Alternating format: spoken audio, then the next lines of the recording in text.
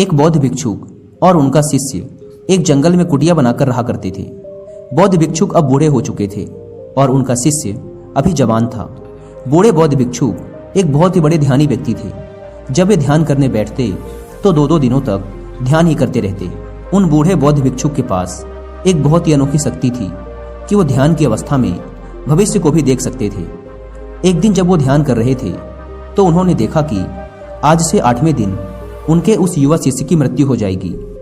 उन्होंने अपने शिष्य को अपने पास बुलाकर कहा, मैं तुम्हें अगले 7 दिनों की छुट्टी देता हूँ। तुम इन 7 दिनों के लिए अपने घर रहकर आ सकते हो। शिष्य ने खुशी से कहा, क्या यह सच है गुरुवर? गुरु ने कहा, हाँ, मेरा पिछले कई दिनों से अपने घर वालों से मिलने का मन भी कर रहा था। शिष्य ने मुस्कुराते हुए कहा। गुरु ने कहा, ठीक है, तो अब तुम जा सकते हो, लेकिन याद रहे 8वें दिन की शाम होने तक तुम्हें यहाँ वापस पहुँचना है। शिष्य ने हाँ में सर हिलाते हुए कहा, ठीक है गुरुवर, मैं पहुँच जाऊँगा, लेकिन आप अपना ख्याल रखिएगा। अब आप बूढ़े हो चुके हैं, इसलिए आश्रम का कोई भी काम हो उसे मेरे लिए छोड़ देना, मैं वापस आते ही उसे कर दूंगा। इसके बाद शिष्य गुरु का आशीर्वाद लेकर पहाड़ी से नीचे उतर गया, बिना यह देखे कि गुरु की आंखों में अपने शिष्य को खोने का दर्द था। शिष्य के गांव के रास्ते पर एक नदी पड़ती थी। उस नदी के किनारे चींटियों का एक हिल था जहां लाखों चींटियां थी। उनमें से कुछ चींटियां लगातार हिल के अंदर जा रही थी और कुछ बाहर आ रही थी, जिसमें से कुछ चींटियां एक दूसरे से टकरा जाती और फिर अपना रास्ता बदल लेती।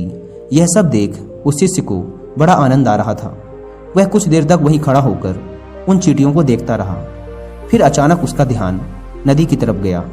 उसने देखा कि नदी का पानी धीरे धीरे बढ़ रहा है, जिससे उठने वाली लहरें चींटियों के हिल के पास तक पहुंच सकती हैं, जिसकी वजह से ये लाखों चींटियां बेवजह मारी जाएंगी। यह सोच उसने तुरंत ही अपने ऊपर के कपड़े उतारे और उसमें मिट्टी भरकर चींटियों के हिल के चारों तरफ एक घेरा सा बना दिया। साथ ही उसने बड़े ही कलात्मक तरीके से मिट्टी को काटकर एक छोटी सी नाली बना दी, ताकि लहरों से आने वाला पानी नाली के माध्यम से वापस नदी में चला जाए। इसके बाद वह नदी पार कर अपने घर चला गया। घर पहुंचने के बाद उसके 8 दिन कब बीत गए उसे पता ही नहीं चला। 8वें दिन उसे याद आया कि आज शाम तक तो गुरु ने आश्रम में वापस लौटने का आदेश दिया था। उसने उस रात ही अगली सुबह आश्रम के लिए निकलने हेतु सारी तैयारी कर ली थी। सुबह होते ही वह आश्रम के लिए निकल पड़ा। उसे उम्मीद थी कि वो शाम होने से पहले आश्रम वापस पहुंच जाएगा। शाम हो चुकी थी। यहाँ गुरु आश्रम में बैठे बैठे यह सोच रहे थे कि आज तो 9वां दिन है, अब तक तो मेरा शिष्य इस दुनिया को छोड़ चुका होगा। वो इस बात से काफी दुखी थे कि वो मरने से पहले आखिरी बार अपने शिष्य को देख ना सके। गुरु बैठे हुए ये सब सोच ही रहे थे कि उन्हें दूर से एक इंसान आता हुआ दिखाई दिया। उन्होंने ध्यान से देखा तो चौंक गए।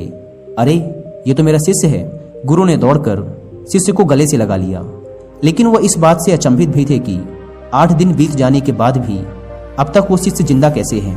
गुरु ने शिष्य से कहा कि यहाँ से जाने के बाद तुमने जो कुछ भी किया है मुझे बताओ। तब शिष्य ने चींटियों वाली कहानी गुरु को सुनाई।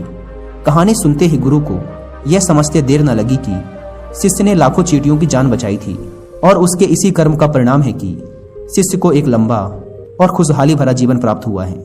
कहानी सुनने के बाद गुरु के मुंह से अनायास ही निकल गया कि कर्मा लौट कर जरूर आते हैं। शिष्य को गुरु की इस बात का मतलब समझ नहीं आया, लेकिन उसने पूछा भी नहीं और चुपचाप अपने आश्रम के कामों में लग गया।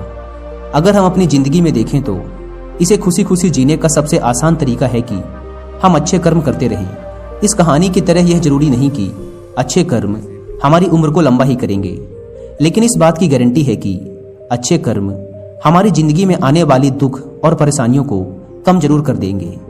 कर्मों का एक बहुत ही साधारण सा सिद्धांत है कि हम जो कुछ भी करते हैं उसका कई गुना लौटकर हमारे पास ही आता है। फिर चाहे वो अच्छे कर्म हो या बुरे, दोनों ही कई गुना होकर हमारे पास आते हैं। अच्छे कर्म करने के लिए ये जरूरी नहीं कि हमारे पास पैसा ही होना चाहिए, और ना ही सिर्फ किसी की जान बचाना ही अच्छा कर्म कहलाता है। किसी असहाय की छोटी सी मदद करना भी अच्छा कर्म है। किसी डीमोटिवेटेड इंसान को मोटिवेट करना भी अच्छा कर्म है। किसी दुख भरे इंसान को संतावना देना भी अच्छा कर्म है। कुल मिलाकर अगर हम किसी भी तरीके से किसी के दुख को कम कर पाए तो वो एक अच्छा कर्म है। और जैसे गलत कर्म करने से हमें बुरा लगता है, और दुख भी होता है, ठीक उसी तरह अच्छे कर्म करने से हमें सुख की अनुभूति होती है। इसलिए अगर हम अपनी जिंदगी में खुश रहना चाहते हैं तो हमें आज से ही दूसरों के दुख दर्दों को कम करने की कोशिश शुरू कर देनी चाहिए, और हम देखेंगे कि हमारी लाइफ अपने आप ही खुशियों से भर जाएगी।